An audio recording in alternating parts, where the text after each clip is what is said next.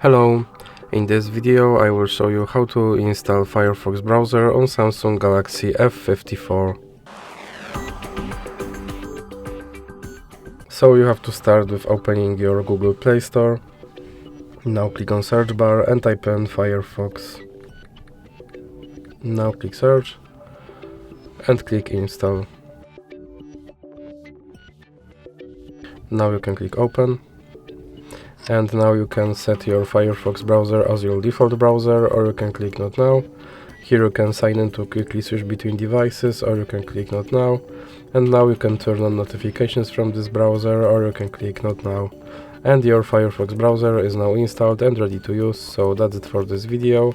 If you liked it, please remember to leave a like and subscribe.